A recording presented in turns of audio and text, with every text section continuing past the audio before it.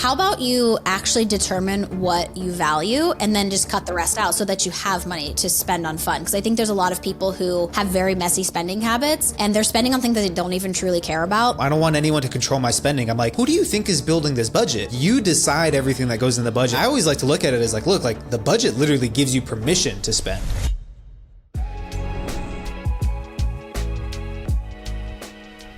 Welcome back to the show, everyone. Lauren and I are back for our weekly episode where we talk all things money. Now, Lauren, I want to lay some science on you today. Have you heard of the region beta paradox? I have not, actually. So I'm curious to know what this is. I was talking with a friend about this recently. It's essentially this paradox that states that sometimes you're better off being further than you are being closer if you want to try to get to a goal or get to somewhere. And here's a good analogy. So let's say that you're trying to get to a store, right? And it's a mile away. It's not that far. It's a sunny day out. You're like, you know what? I'm gonna go take a walk, right? You walk to the store, takes you 20 minutes to get there.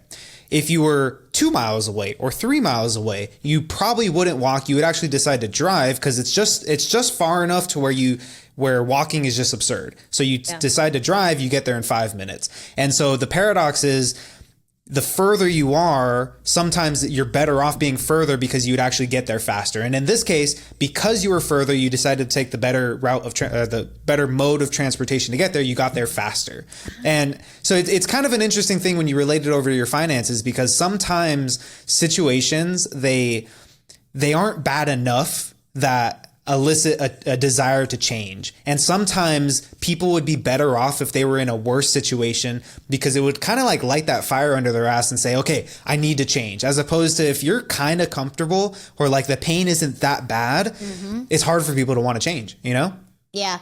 This makes me think about like when someone has like a health episode and they were, let's say, a smoker, for example, like they have a heart attack or something, they're immediately quitting smoking, but they've literally smoked their entire life. But since nothing had happened, nothing bad was happening, they just thought, okay, I can continue to live my life this way. But it's until you hit that rock bottom moment, that's when you're like, done, I'm changing. You know what I mean? So I guess it makes sense. Maybe, I have heard of this before. Yeah, no, 100%. Like my dad's a bit older. He used to eat ice cream every night, bowl of cereal every night. He would have his like before bedtime snack. Yeah. And it wasn't until he had like a little scare and the doctor got him on heart medication that he's like, all right, I got to like change it completely. And you know, if that never happened, he probably would have continued eating that way. Yeah. And now he's off his medication. He's doing really well. Yeah. But it's an interesting thing when you relate it to your finances, because I see so many times where, and I was just talking to someone today about it, where they were just like, it's so hard for me to implement these changes. It's hard for me to build the right habits. And I was like, yeah, it is, because you make a good income, because you have all these different options in front of you to where you don't need to change, right? Like it's like a slow, and I hate to say it this way, it's like a slow death, you know, like you don't notice it. It's almost like that idea of like, you know, you take an inch at a time and before you know it, they've moved a mile, you know? When things aren't that bad, you can kind of sit there for longer, even though they're not trending in the right direction. You sit there for longer, and before you know it, you wake up one day, you're like, wow, I was way over there. Now I'm way, way over here, you know, versus if you had to go through so much more pain in the moment, you would have changed things around so much quicker. But I think it's really interesting when you think about it in terms of budgeting, because a lot of times the changes that people need to make, like they're just not ready to make them yet until things get bad. And it's like the same idea, you know, if once those things do turn bad, now they're finally ready to make the right kind of changes inside of their budget. Yeah, that makes me think about, I know last week we talked about my debt-free journey, and it makes me think about that moment when I was looking for houses. And then I finally realized, like after I went down like a big Google rabbit hole, that I was like, you know, what I was feeling inside and being uncomfortable with potentially buying a house with no money was actually like real. And I think that was my moment where I was like, oh, okay, like I need to change some things around. This is not really rock bottom. I'm not going to say that's what it was, but it was like that awakening. Like I was fine. My life, I was paying my student loans. I was paying my car. I was living on my salary, like whatever. But until that moment, I was like, oh, now I need to get my financial life in order. So that's what really did it for me. So that's such a true thing. Yeah, I mean, it's very similar, because for me, you know, it's your own personal rock bottom, even if from the outside it doesn't look like it. But like for me, it just got to a point where I just started to feel stupid with money, you know, like, and not that I was doing anything bad with it. I just didn't feel like I knew what I was doing, you know, and it's that lack of lack of knowing that makes you just feel so much shittier about it. That's what made me actually like dive into the world of budgeting. And now it's like my favorite thing because it's so fun to manipulate people's budget. But like that never would have happened for me if like I didn't right after I graduated college, if my parents weren't like, hey, we're selling the house and you kind of got to go live on your own now. You know, like they push you off into the deep end. And for me, that was my moment of like, okay, things quote unquote like got worse. Yeah. And so that's what prompted such rapid change, I felt like for me, because it really forced me to learn all these life skills that I probably wouldn't have had to learn so quickly. It had that not happen, you know? You were like, I can't stay here till I'm 26. I can be on your insurance till I'm 26, right? That means I can live here. Oh, man.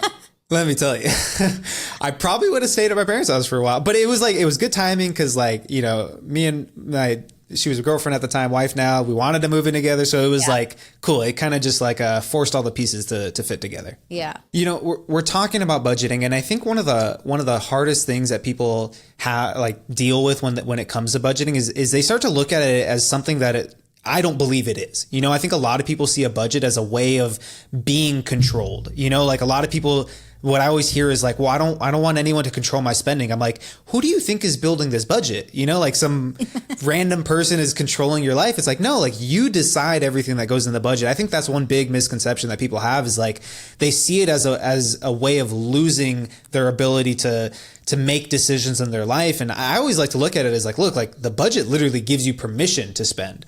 And I think this is easier to understand for people who have like guilt when it comes to how they spend their money and things like that, because the budget tells you like, it makes you feel okay with spending money. You know, like if I know I have this amount of money in my fund money for the month or my dining out money, you know, like I have permission to spend it because I've already told myself this is part of the plan, you know? Yeah. And maybe it comes from like, when you're little and your parents are like, oh, that's not in the budget. Cause it always is something like a negative. Yeah. Like it was never like, oh, we have budgeted for this, so let's go ahead and purchase it. It's always like, yeah, that's true. You're always told no because it's not in the budget. Right. So then it almost becomes like a negative thing to you. So then it's like, I don't want to do this because I know it's going to tell me what I can't do. So I think a lot of people are in this. But yeah, let's talk about this scenario we have for today, because I think it really ties into this, and then we can sort of talk about it. But this one says, budgeting helped me until it started making me miserable. I started budgeting to feel more in control, and for a while, it actually worked. Tracking everything, labeling every expense, cutting back. I felt proud of how disciplined I was, but now it feels like I can't enjoy anything unless it's free. I'll stare at something I want, like a coffee or a cab ride or a book, and talk myself out of it over and over. Not because I can't afford it, but because it's not justified in my spreadsheet.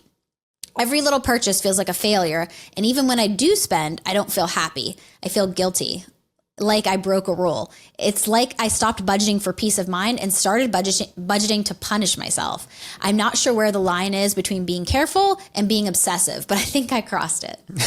I think this one really hits home. Yeah, this one really hits home for me when they said that like a coffee or a cab ride, like things that they want but they just don't feel like they can afford. Because my wife will always deny getting an Uber. She's like, I hate taking it, and she always like disguises it as like, oh, just like you have to make awkward conversation or blah blah blah. Yeah. She hates paying for Ubers, and she thinks we just can't afford it. She thinks it's a silly way to spend money that you pay for some. I'm like, I'd rather we both can go out and drink, and then we just take an Uber both ways. But I see what this person.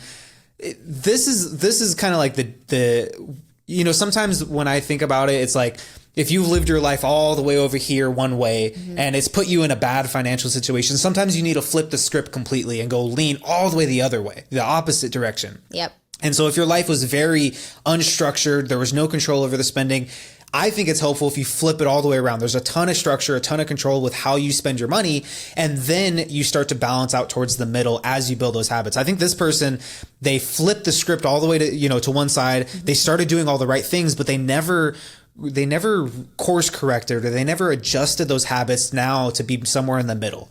I think for a time being, there should be a lot of like rigid structure with how you run your finances if you want to get out of a bad financial situation and you want to get out of it quickly, right? That's what I think you need, but that's not a sustainable way to live your life. And I do think you need to come back a little bit towards the middle where there is flexibility. There's room for you to spend money on things that aren't necessarily justified, but you can afford it. Yeah. I'm wondering, because this reminds me of sort of my situation. I wonder if she had a goal at first, like that's why she started budgeting. So it, for my example, would have been me paying off my debt. So I was very rigid about everything. So everything did have a purpose as it was coming in and out of my budget. Wondering if that's what happened here, because after my debt-free journey was over, or the goal maybe this person completed, it can feel a little bit like, okay, well now that's completed. And now it's like, well, if I do go outside of those boundaries, like I've made a big mistake, or I'm going to ruin this or that, because for so long you just felt like, that this is where I had to stay in, like in the lines right here, because it was a little bit difficult for me, because I had cut everything out of my budget essentially to get that debt paid off. So when I was done with that, it was a little bit weird to like switch back. So because you're just so strict for a while. So I would assume that's potentially what happened here. Maybe she started building up an emergency fund or paid off a debt or something like that. And now it just feels a little out of control. But we really just have to go back to the basics. Like budgeting is literally just telling you where you can spend your money, and just make yourself a little, I have one in my budget spreadsheet, a miscellaneous fund, and it's pretty wild. It has random things in there. I don't have a reason where I have to go down to the nitty gritty for each individual category. I just have a miscellaneous fund. And guess what? If I stay within those boundaries, whatever can go in that. Sometimes I have to rein it back because I'm like, all right, I don't really need to be spending all this money on miscellaneous stuff. Yeah. Like, let's just like remember what it's all about and don't overcomplicate, because I think that's what's happening here. Lauren, I'm very like nitty gritty with all my stuff. I've tried to like back off a little bit. So now like I have a buffer category, which covers a lot of stuff. And then instead of like, all right, this is our dining out fund and this is our entertainment, these are our subscriptions. Yeah. I've just grouped it all together as like fun money. Oh. And so now I just have one category for fun money, and it covers a whole bunch of things. It's given me a little bit more like peace of mind, because now I'm like, it's just fun stuff. I don't have to worry about how, like what little category it goes to, and then making those adjustments in your mind of like, well, I could pull from this one to add more to this one, now it's all just fun money. So I will say, going more towards the middle if you're in a good financial situation, being more in the middle, more of the flexibility is definitely helpful. But something you said, like, I'm curious, like, so you went from being crazy in debt, right? Also having like a limited income to now completely debt free. I think you talked about it, your income has gone up substantially since then. Like, are there periods now, even still now, where you're like, man, I can't even think about how I spend money now versus back then? Like, does that still, like, I don't know, almost blow your mind a little bit to think like the way you spend your money now, you probably couldn't have even imagined when you were trying to pay off debt, because everything was going towards the debt? Yeah. And like you said, making so much more now, like I had so much so much less to work with back then. And now I'm not even in debt and I have a lot more to work with. So yeah, it's quite different between the two. Now I feel like I'm mostly focused on like building up my investments and things like that. So that's where my money has been going. But yeah, obviously I'm a little more relaxed on that front. Yeah, no, definitely. Okay. So for this person, like being miserable when you budget, I think you'd kind of alluded to it. This person like probably just needs to set a new goal, or they need to recognize like what season of life they're in now. Yeah. They probably had a very strict and disciplined budget for a specific goal. And now it's just about how do we turn it around? How do we course correct? I always like to say course correct, because now what is the goal, right? If the goal is now to just enjoy life while you continue to build your investments and you maintain a strong savings, then that can be reflected in the budget. Like, I'm always a big believer that how you spend your money, and in other words, like what your budget looks like, that's going to be a reflection of what your priorities are. And so ask yourself at this point in time, what are your priorities? And then does my budget reflect that? Is your priority really to spend nothing on enjoying life right now after you've worked so hard to maybe get out of debt or build up your savings or whatever it is? Like if your real time spending versus your priorities, if those two things don't align, like something has to change.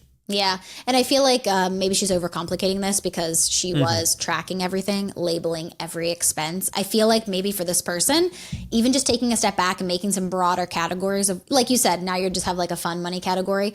Probably someone like this would probably benefit from that, just to have a little bit more, freedom to how they're spending their money. But and something that this person said was, now it feels like I can't enjoy anything unless it's free. Like, budgeting does not mean cheap. Like we need to like, I wish we could like just honestly, don't use the word budgeting. Here's my spending plan. Here's my money map, whatever you want to call it. I think we just has this negative connotation around the word budgeting. And so it just feels like That does not mean cheap. Like I still like to go out to eat every month. We have a nice restaurant budget for that kind of thing. It doesn't mean I'm cheap. It just means I'm planning out so I know where my money's going to go. So for this person, I think they just need to back off a little bit from all the exact sort of expense tracking. That's great for a season, but I think right now they're in a spot where mentally it's a little bit too much for them. So maybe back off a little bit, create some broader categories, and just live your life and just know that you're going to be okay. This person's doing what they're supposed to do. Just relax a little bit. Yeah. Lauren, I think you more so than me like to keep things simple. I know for me, like I like to be in the nitty gritty. Makes my mind feel at ease. Yeah. What would you say for someone like either they haven't gotten into budgeting yet, or even just someone like this who needs to find a looser way to budget? Like, what would you say is something that, like, how should people get started if they want like a lazy way to start budgeting, right? Like they're still taking control of their money, but they're not necessarily having too much control. And that sounds a little funny to say, but too much restriction rather, to where things are getting more complicated than they need to. Like how do people find that healthy balance when they're creating a budget? Yeah, I think like I just mentioned, and I think this, when I was working with somebody in the past, they really did not like the very specific budgeting line items. Like they had to keep things broad. So I think it could be as simple as, if you're just starting this out, keep it as simple as putting your money at the top, like your income. What are you making each month? What's going out? So writing down all of your bills. What are those variable expenses that are coming out of like your restaurant budget or whatever? And then what are you doing? Any sort of debt payoff, any type of savings goals or anything? And you could just break it down into like those 5 main areas and just kind of keep it like that simple. You don't have to get into the nitty gritty of my car insurance, my car payment, my groceries, like whatever, just break it down into those bigger areas and then just lump it all together in there. So the one time like I said, I was working with a client before, and we actually would break it down by the week. So she knew exactly what her fund money was for the week. And that just really helped her be able to keep in check and not feel like she was either restricted or she just had like way too much freedom and didn't know what to do with it. Yeah. So I think that, just keep it super simple. Just, obviously we want to know where your money's going. We want to know what's coming in, but keep it a little more simple for yourself and more broad, I guess, as far as like the different categories go. Yeah, I think that's where it can start to feel overwhelming, is when you try to break down everything too much. And I think there's a time and place for everything. I think if someone really wants to get out of debt, for example, or they really want to build their savings, being like breaking things down to the nitty gritty, I think that can be helpful. But again, it's not something that you probably don't want to do that for years at a time, right? Unless your debt payoff journey is taking years, With that said, I think the easiest way in my mind to explain budgeting is like what needs to get paid. In other words, like your bills, your subscriptions, things like that. And then what's left over. And then can I just make a plan for what's left over? I think if you think about budgeting or your spending plan like that, I think that's how you can make it really, really simple, right? Like, and that's still going to take you knowing what your bills are, right? You got to know what your rent, your groceries, like that kind of stuff is. So you can kind of figure out, all right, of my income, let's say I bring home $5,000 a month. Maybe I need like $3,500, $4,000 of that to go towards my bills. So I can kind of set that aside in my mind. Now I know I have 1,000 or 1,500. What's the plan for what's left over? I think that's an easier way to think about budgeting, is like the stuff that has to get paid, and then how do I allocate what's left towards whatever my goal is? If that's paying off debt, if that's building my savings, if that's just enjoying life more, that's an easier way I think people can kind of think about budgeting, to where it's not so restrictive, or it's not so demanding is probably the word I'm looking for. It's not so demanding to create a budget if you go through it like that. Yeah, totally get that. And this is a question that came in that really relates to that. So this person said, absolute simplest budget for somebody who struggles with numbers. I'm mid-30s and I've tried many times over the years to make a budget, but cannot get my head around it. Even when I try to keep it really simple, keeping receipts and writing down each transaction in a book, none of the numbers would tally with the transactions and the balance in my account. I can't work out how to budget for things that aren't the same cost each month, like utilities or groceries. I know how much my rent is, but everything else scrambles in my head and I can't make sense of it, even when I'm looking at it written down in front of me. Being able to plan ahead with money is incomprehensible. How can you work out how much money you will need for a given thing at a given point in the future? It seems impossible to me. It's so paralyzing to the point when my partner suggests small things like going for a drink, I'm convinced I can't afford it. It makes day-to-day living very stressful and I'm sick of it, but I can't see anything helping at this stage. I think I see like the issue that this person's running into. It's dealing with those variable expenses, and I think sometimes it's like if you want to make a really neat budget in the sense that every single dollar is accounted for, those variable expenses are going to be a little bit difficult. What I always tell people though is before you start budgeting, what I think is like a pre-budgeting step that everyone should take is go through a full month. And you can do this one of two ways. You can either print out last month's bank statement and go through it, or you can just start today and for the next full month, write down every single expense. Now you can actually have real numbers in front of you, because the problem is if you go to make your first budget, you're going to have to take some wild guesses on some of these things, and you're probably going to be way off base, which isn't necessarily a bad thing on your first budget either way, but you're probably going to run into issues like I didn't put enough money for groceries. I put way too much money for gas. I can't turn on the power anymore because I'm out of like electricity money. You know, like you're going to have all these wild numbers over there. The nice thing about going through that is you know roughly what those cost, right? Like I know for me, like our water bill is like 70, 80, sometimes $90. So I always put $100 for it. I'm never going to go over that. And so if I have a little bit of money left over there, it's no worries. You know, at the end of the month, I could just figure out something. I think that you kind of want to look at those variable expenses and figure out how can I make them inside of the budget as a fixed expense. In other words, what's the most I think I'll spend on those? And that can kind of be my limit. Yeah, I think a lot of people struggle with that. But something I noticed from this situation, this person goes, even when I tried to keep it really simple, keeping receipts and writing down each transaction in a book, that's not simple at all. So it's not simple. So I think that's the first mistake. They're not really keeping it simple. And then I think the second thing is they were talking about kind of comparing it to what they had in their bank account.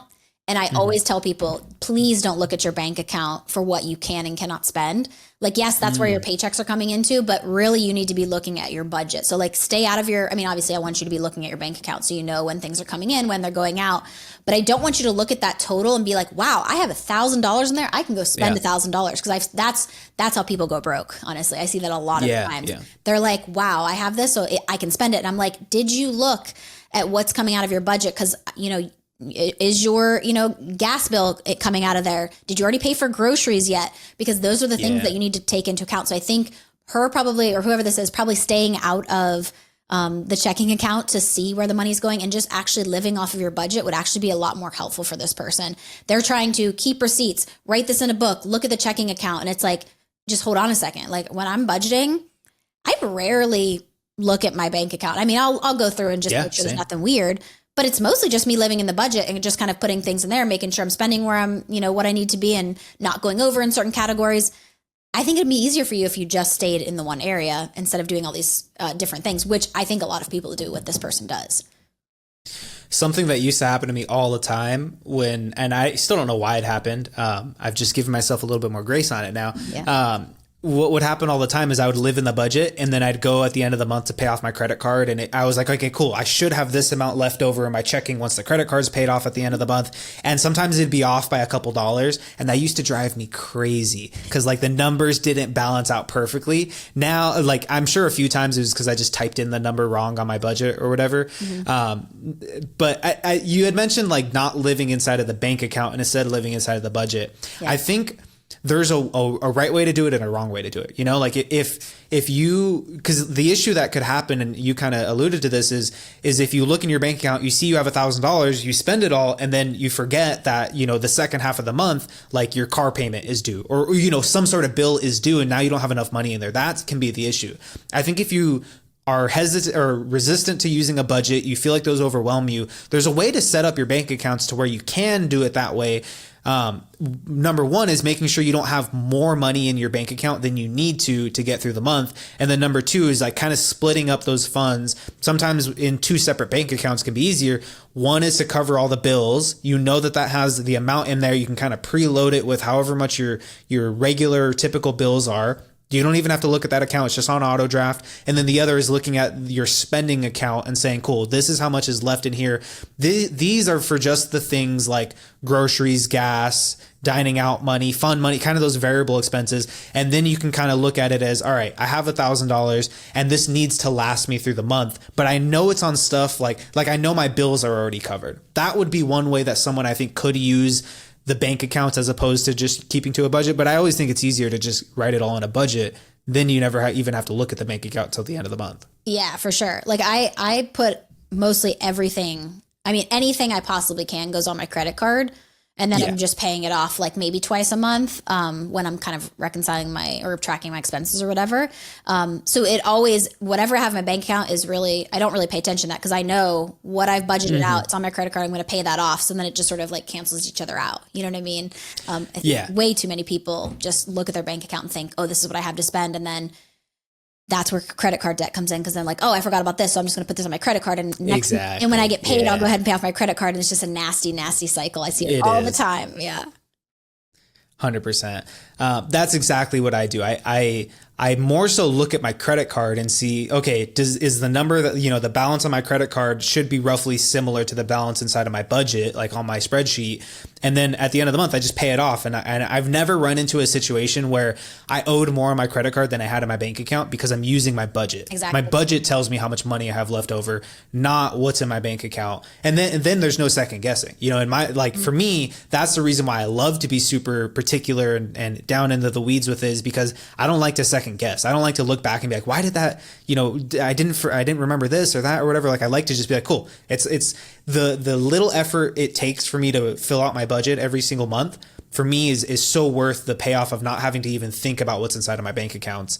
Only once a month when I go to pay off my credit card. Yeah, for sure. And that's like one of the biggest things I really teach is like, we're looking at the budget. So if you do want to spend on your credit card, and I don't recommend that if you're in credit card debt or you can't pay it off every month, but people that are really good with their credit cards and they want to use that, they want to spend on that too, get the points or whatever. I do recommend that, comparing your, whatever you're putting on your credit card is fine. Some people freak out about that because they're like, well, I have $800 on here. I'm like, okay, but is it in your budget? Do you feel good about that? Can you pay it off? Yes, because you've already allocated this in your budget. So let's just stop focusing on how much is here or how much is in my bank account. Let's focus on the budget. Keep it simple if you need to. Oh, we've already mentioned that a million times. But I think that's what this person needs to do because their way of handling their money was definitely not simple, even though they thought it was. I think they could approach it in a different way and it would make so much more sense for them, even if they're not a numbers person. 100%. My it's the end of the month right now, and my credit card said like $3,000 on it. That's for me, like that's a lot of money on a credit card to have a balance, but literally just took all the money from my checking account, and that was allocated for in the budget, and I just paid it off because I try to put everything on the credit card because I want those free points, But again, that's not ideal for someone who's working to pay off credit card debt. I'd say just get rid of the credit cards. You can always order a new one. You can always sign up for another credit card. But okay, for someone who's not in debt, right? They're kind of at the stage of their life where they can actually focus on enjoying life, not so much how do I pinch the pennies to try to get this debt paid off. How would you tell someone to make room inside of their budget to enjoy life, to have fun, to make sure that the important things are still being covered, but that the new important thing, which is actually taking time to enjoy your life is prioritized in there as well? I think I just mentioned it earlier, but I sort of keep a miscellaneous fund in there so that I don't have to be, I used to be super strict. Yeah. I think back in the day when I was paying off my debt, I gave myself $100 buffer, Nick, $100. And you know how quick that goes.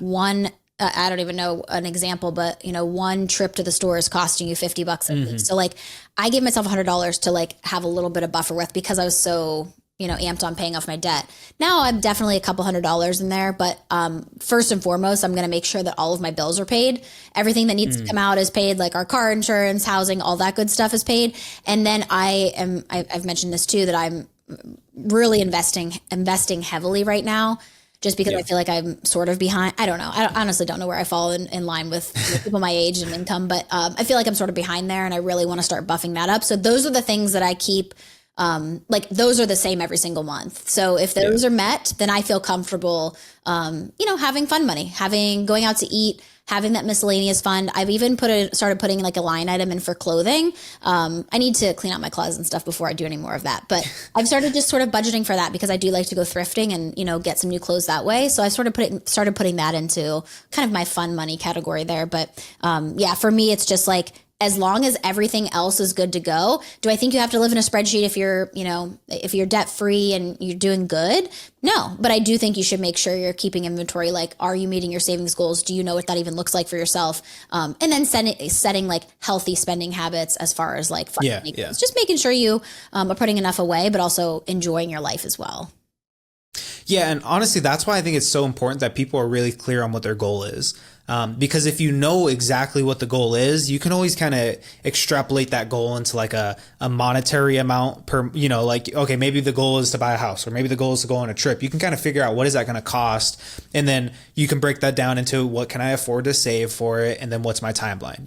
Once you're very clear on the goal, the budget, as long as the budget is prioritizing the goal, right? Like you're making progress every single month, whatever's left over, like you shouldn't feel guilty to spend that, like even when my wife and I, when we were saving for our house, like we were heavily saving for the house, like $2,000 to $4,000 a month going into our savings account to build up our down payment fund for this house. But that still meant there was still room in the budget to have fund money. Now, because we aren't saving for a house anymore, like now that fund money has more flexibility in it. We're not so worried about it anymore, but like there's still room for it. And the way I always like to look at it is, once you know how much you should be putting towards your goal, as long as, like you said, as long as you meet that on a monthly basis, then give yourself flexibility with whatever is left over. Yeah. And I guess it depends on what your fun activities would really include. So this question, this is a good question, but this question says, how do you personally allocate fun money in your life? By fun money, I mean that you can burn on complete indulgences. Do you explicitly budget for this, or you just purchase indulgences in moderation and if it naturally fits within your finances? For me, my tastes are not expensive to begin with, so there's no need for me to budget for indulgences. If golf hypothetically were one of my hobbies, I would definitely have to plan things out. So that's a good question. That's a really good question, because I feel like you almost get the short end of the stick if you have very expensive taste, I know for my wife and I, okay, if I can justify spending money, I'm happy to spend money. Yeah. But like, I know for my wife and I, we're pretty, pretty cheap, to be honest, frugal, if you want to call it that, but we don't spend money on a ton of stuff. And so for us, it's easy to allocate fun money, because when I think of what's fun, I don't necessarily think about let's go spend money. To me, what's fun is let's go drive to downtown and go walk by the river down there. And that to me is fun. And that might cost $5 to pay for parking downtown, as opposed to someone who, like this person said, if golf, hypothetically, that's an expensive, fun hobby. So I think you kind of got to look at what your definition of fun is, for us, part of our fun money category is to pay for if we want to go out to dinner. Maybe that includes an Uber, or maybe we want to go to the movies or something. All that stuff is kind of included. But that stuff, you can spend a lot of money going out to dinner, but in general, the way we spend money, naturally, it does kind of fit however much money we put in there. We don't really have expensive hobbies. I mean, I guess my jujitsu membership is $240 a month. So that's pretty expensive, but there's a line item for that. So I guess that's what it would be kind of how I would allocate it is if it's expensive and it's a regular occurrence every month, then I'd probably give it its own line item. But if it's just regular stuff, just figure out an amount that you can comfortably live within. Yeah. Did I ever tell you that Eddie's a golfer now? Is he a golfer now? Wow. He's got expensive taste. I know. So yeah, we do definitely have a big line item in there for golf, but I feel like I'm more of the cheap person as far as fun money goes. Cause I was going to say, my CrossFit membership, but that's more of health. And I don't really consider that to be fun money. Yeah. But yeah, I'm with you. I'm more of can we go for a walk or do this or that? And I like to go thrifting. And if I go to Goodwill, I love looking at the books there. That's where my bookshelf back there, that's where I get all of my books. Yeah. I thrift them, but my total there is $10. You know what I mean? I'm not spending massive amounts there. I will say I haven't been doing as much travel lately, but I used to set aside money for travel purposes, because I made a goal this year that I really wanted to start going to see friends and stuff like that. So for me, it's not something I'm doing every month, but I am putting a little bit aside for when I need to purchase flights or whatever. For example, I'm taking my mom and my sister to Florida in October, and I just purchased our Airbnb and our flights and everything like that. But that's money that I've had set aside for quite a while, because I was sort of saving for that fun, outside of, I guess you could call it my travel fund or whatever. So, I don't know. For me, it's just, I personally don't have I'm not somebody who really gets my nails done. I'll go sometimes to, get a facial or whatever, but it's not a regular thing. So those are more one-off for me and not something that I feel I have to plan in every single month. Yeah, it's funny that you had mentioned you see your CrossFit membership not really as fun money, because when people ask me what do you do for fun, I'm I work and go to the gym and hang out with my wife. That is the trifecta for me right there. But yeah, I think if you are someone who has costly indulgences, I think you have to, and Dave Ramsey always says this, you got to act your wage. Yeah. And I love that saying, because you got to look at, all right, this might be something I really want to do. I might be out of debt, might have a good savings or whatever. But if it's going to cost you an absurd amount of money, and what I mean by absurd is in relation to what you bring in, it's a high percentage of that, then you do have to do that in moderation. You know, like for example, Eddie loves to golf. If you don't make a decent income, golfing, you know, a few times a month is going to cost you a lot of money, especially if you want to golf at like a club, you know, you want to be part of a club. That's going to cost you a fair amount of money. And so you may not be able to do that. You may have to do it in moderation and say, okay, maybe every other month I'll go all out and have like a golf weekend, you know? And again, it's going to depend on what your indulgences look like, and it's going to depend on what your income is. I think depending on what it is, you might have to do it in moderation. Yeah. Nick, are you familiar with golf at all? Mini golf, putt-putt, okay. Yes. As I say, regular golf, no. As I say, Eddie's actually going to golf Torrey Pines in San Diego. Oh my gosh, my university was right next to that. Yeah, he's going to golf. Yeah, UCSD was right, like it's like Torrey Pines is on the cliff, and UCSD is right next to it. That's so cool. Yeah, he's doing that this coming weekend. So yeah, that's where he'll be. But he's actually going there for work, but he's going to golf while he's there. So fun. Of course. What else I wanted to say here though was I feel like. In addition to everything we talked about, like obviously budgeting in fun money, how about you actually determine what you value and then just cut the rest out so that you have money to spend on fun? Because I think there's a lot of people who have very messy spending habits and they're spending on things that they don't even truly care about. And until you do that inventory and figure out what you actually value and what you need to be cutting out, I think that's where like a lot of people's like money is coming out of their budget for things that they don't care about. So, do things that you enjoy. What do you like to do for fun that sometimes people feel guilty for? Cut everything else and then just enjoy it and don't worry about it. I think that's a big thing too. Like, what do you value? What do you want to spend your money on? What don't you want to spend your money on? And stop spending your money on it. Like, I definitely have done that. Like I don't like buying I'm not big into like new clothes. I said like I like to thrift things. I like going to those Instagram sites and like thrift things and then they mail it to you. I don't get my nails done. I don't like planning and stuff like that. So I cut that stuff out. I do my own nails. But there's people that like to do that. So maybe they want to cut out other things so that they can afford to do what they enjoy doing. So I think that's a big piece to this as well. 100%. I cut my hair every single month because to me, it's not worth it to spend if I want to get a haircut, like I'll get it for a special occasion and that's about it. Like for me, I'd much rather just cut my hair. It's quicker most of the time and it saves me $50, $70. If I'm going to go get a haircut, I'd like to be able to tip. And so it's not always cheap, a good haircut's expensive, but yeah, I couldn't have said it better myself. I think you got to just look at your budget and figure out where's the BS spending. And I think most people, if they can learn to live without the BS spending, they're not going to miss it in the long run. Nope. Like you're not going to miss those daily door dashes if you just start packing your own lunch, but that is going to free you up to be able to do other things that are more important. Yeah. And I think we could have a whole separate episode on this, but just touching on like contentment and being, knowing that physical items will not bring you the happiness. You'll get a quick hit of dopamine, and then you'll be right back to where you are. So, but we'll have an episode of that on some other day probably. Yeah, that was the perfect way to close it out. Yeah. Okay, so that wraps up today's episode. And as always, if you found some value out of it, if you got a good laugh, the best way you can help us grow is by subscribing and sharing this with a friend. Yeah, and if you want to have your money question answered on the show, you can visit our website, justanothermoneypodcast.com, and click the submit a question button. And don't forget to join us for the next episode of Just Another Money Podcast.